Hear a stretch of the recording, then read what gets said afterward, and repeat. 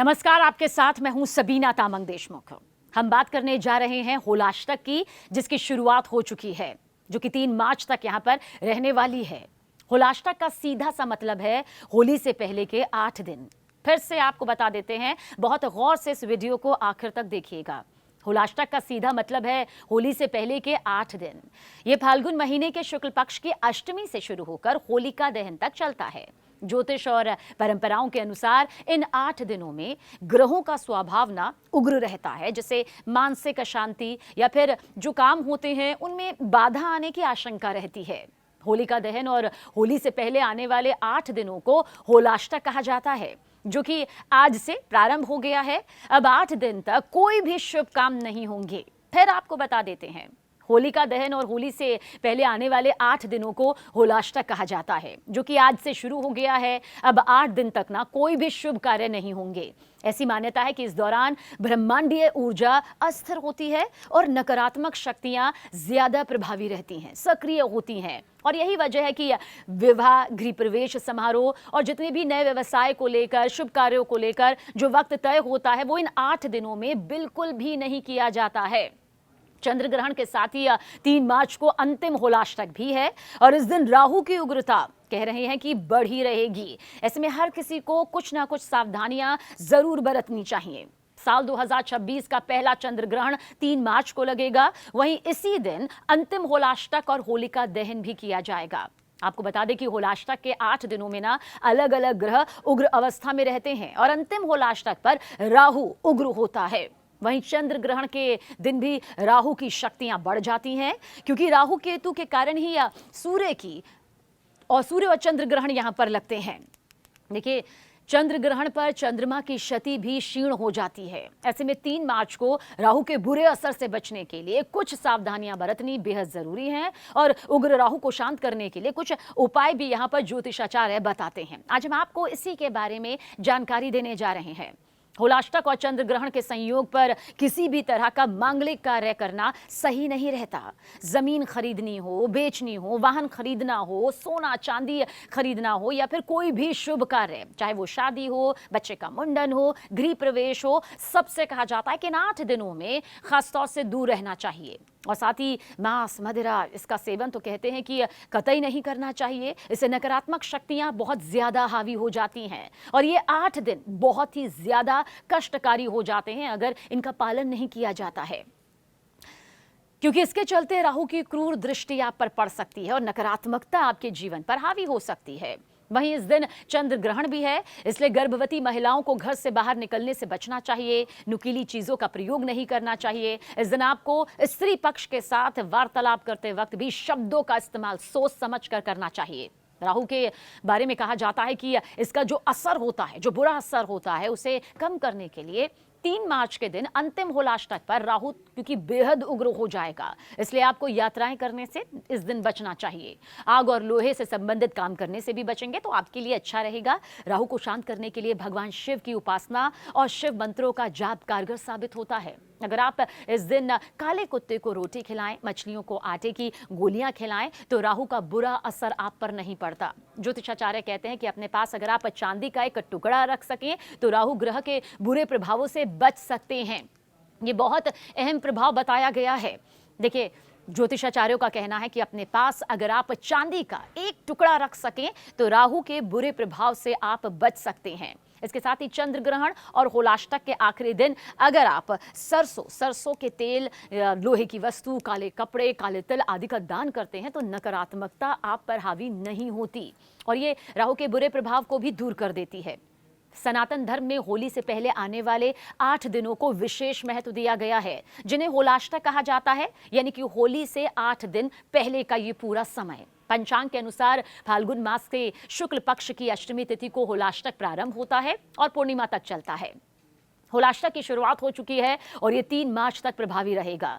इन दिनों किसी भी तरह के मांगलिक और शुभ कार्य वर्जित माने जाते हैं, ये नहीं करना चाहिए। शादी, सगाई, कोई भी मांगलिक कार्य ज्योतिषाचार्यों के मुताबिक कहा जाता है कि ये नहीं करना चाहिए। गृह प्रवेश हो, नया घर खरीदना हो, नए काम की शुरुआत करनी हो, नए कारोबार की शुरुआत करनी हो, यहाँ तक कि अगर अपने बच्चे का मुंडन भी करना हो, नाखून भी काटने हो, तो कहा जाता है कि इन 8 दिनों में इससे कोसों दूर रहना चाहिए, क्योंकि नकारात्मक शक्तियां यहाँ पर ज्यादा हावी होती हैं।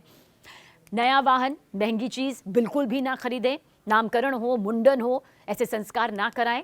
बड़े निवेश या नए बिजनेस की शुरुआत को भी इन 8 दिनों में टाल देना ही सबसे बेहतर बताया गया है। यानी कि किसी भी तरह के शुभ कार्य की शुरुआत करने के लिए ज्योतिषाचार्य साफ मना ही देते हैं। होलाष्टक के 8 दिनों में फिर करना क्या चाहिए? क्योंकि कहा जाता है कि होलाष्टक के इन 8 दिनों में किसी भी तरह के शुभ कार्य नहीं करने चाहिए। लेकिन फिर करें तो क्या करें?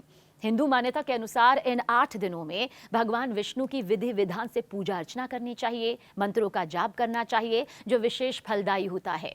देखिए, जिस प्रकार भगवान विष्णु ने अपने परम भक्त प्रहलाद की रक्षा की थी, उसी प्रकार श्रद्धा से पूजा करने पर वो अपने भक्तों के कष्ट जरूर दूर करते हैं। लक्ष्मी नारायण साधना, कहा जाता है कि अगर आर्थिक संकट चल रहा है आपकी जिंदगी में, तो होलाष्टक के दौरान माता लक्ष्मी और भगवान विष्णु की पूजा अर्चना करनी चाहिए। इससे आर्थिक दिक्कतें सदा के लिए खत्म हो जाती हैं और मां लक्ष्मी की कृपा दृष्टि बनी रहती है। हर दिन श्री सूक्त और ऋण मोचन मंगल स्रोत का पाठ करना अत्यंत शुभ माना गया है। इन 8 दिनों में शिव साधना भी होनी चाहिए। शिव साधना, महामृत्युंजय मंत्र, जो लोग रोग, शत्रु बाधा या फिर मानसिक तनाव से जूझ रहे हैं, वो इन 8 दिनों में भगवान शिव की आराधना जरूर करें। हर दिन महामृत्युंजय मंत्र का जाप करने से संकट दूर होते हैं भक्तों के। श्री कृष्ण और नरसिंह मंत्र जप होलाष्टक के दौरान जरूर करना चाहिए। जी हाँ, होलाष्टक के दौरान भगवान श्री कृष्ण और भगवान नरसिंह के मंत्रों का जप करना भी शुभ माना गया है। इन दिनों भगवान श्री कृष्ण को अबीर गुलाल अर्पित करने से सुख समृद्धि की प्राप्ति होती है। होलिका दहन की विधि विधान से पूजा अर्चना जरूर करनी चाहिए। होलाष्टक के समापन होलिका दहन के साथ ही होता है। शुभ मुहूर्त में विधि विधान से होलिका पूजन करने से नकारात्मक शक्तियां दूर होती हैं और जीवन में सुख, समृद्धि, सौभाग्य आता है। धार्मिक मान्यता के अनुसार इन दिनों का संबंध भक्त प्रहलाद और होलिका की कथा से जुड़ा है। कहा जाता है कि हिरण्यकश्यप ने अपने बेटे भक्त प्रहलाद को भगवान श्री हरि विष्णु की भक्ति से रोकने के लिए, हटाने के लिए उसे कई तरह की यातनाएं दी, प्रताड़ित किया, यहाँ तक कि जीवन को मृत्यु में बदलने की भी अपार कोशिश की। आखिर में उसकी बहन होलिका, जिसे अग्नि से ना जलने का साक्षात वरदान था, वो प्रहलाद को लेकर आग में बैठ गई। लेकिन भगवान श्री हरि विष्णु की कृपा से प्रहलाद बच गए, क्योंकि वो परम और सच्चे भक्त थे। होलिका जलकर भस्म हो गई थी, वरदान भी काम नहीं आया। इसलिए इन दिनों को अशुभ माना जाता है, शुभ कार्य के लिए वर्जित माना जाता है। होलाष्टक के दिनों में अष्टमी के दिन चंद्रमा नवमी तिथि को, सूर्य दशमी को, शनि एकादशी को, शुक्र द्वादशी को, बृहस्पति त्रयोदशी को, आपको बता दें कि बुध चतुर्दशी को और मंगल पूर्णिमा को राहु भक्त प्रहलाद पर अत्याचार होने के कारण अपने उग्र रूप में होते हैं। इन दिनों यानी कि इन 8 दिनों में सूर्य, चंद्रमा, मंगल, बुध, गुरु, शुक्र, शनि और राहु उग्र अवस्था में होते हैं। फिर से जान लीजिए, क्योंकि इसे जाने बिना आप समझ नहीं पाएंगे कि इन 8 दिनों में क्या कुछ उग्र होता है। इन 8 दिनों में सूर्य, चंद्रमा, मंगल, बुध, गुरु, शुक्र, शनि और राहु उग्र अवस्था में होते हैं। इसलिए इस दौरान शुभ कार्यों को टालने की सलाह ज्योतिर्विदों के जरिए, धर्म के जानकारों के जरिए दी जाती है। धार्मिक मान्यताओं के अनुसार इन 8 दिनों में भक्त प्रहलाद को हिरण्यकश्यप के जरिए यातनाएं दी गईं, प्रताड़ित किया गया। भक्त प्रहलाद को दिए गए कष्टों के कारण इस समय को शुभ कामों के लिए वर्जित माना गया है। भले ही इसे मांगलिक कामों के लिए नकारात्मक और अशुभ माना गया हो, लेकिन ये समय पूजा पाठ, मंत्र साधना और दान पुण्य के लिए बेहद फलदायी माना गया है। इस दौरान ओम नमो भगवते वासुदेवाय मंत्र का जाप करना अत्यंत शुभ माना जाता है। जी हाँ, कहते हैं कि इस दौरान ओम नमो भगवते वासुदेवाय के मंत्र का उच्चारण साधक को, भक्त को करते रहना चाहिए। यह अत्यंत शुभ होता है।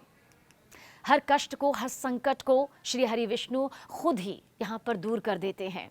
होलाष्टक के 8 दिनों में विस्तार से बताते हैं कि क्या क्या ना करें। मांगलिक कार्यों से परहेज करें। इन 8 दिनों में विवाह, सगाई, तिलक, मुंडन, गृह प्रवेश, जनेऊ संस्कार जैसे जो मांगलिक कार्य होते हैं बिल्कुल नहीं करने चाहिए। मान्यता है कि इस अवधि में, इस समय में किए गए शुभ कार्यों को शुरुआत करने के बाद उनमें बाधाएं आनी शुरू हो जाती हैं। बाल नहीं काटना चाहिए, नाखून तक नहीं काटना चाहिए। होलाष्टक के दौरान बाल या नाखून काटना भी अशुभ माना गया है। इससे दुर्भाग्य और बाधाएं बढ़ सकती हैं, धर्म के जानकार ये बताते हैं। वाद विवाद से भी बचना चाहिए। इन दिनों ग्रहों की स्थिति उग्र मानी जाती है, इसलिए झगड़े और विवाद से दूरी बनाए रखें। नकारात्मक लोगों से दूर रहना बेहतर होगा। तामसिक भोजन से परहेज करें। मांस, मदिरा और अन्य तामसिक पदार्थों का सेवन इन 8 दिनों में नहीं करना चाहिए। सात्विक आहार और संयमित जीवन शैली अपनाना बेहद शुभ और फलदायी होता है।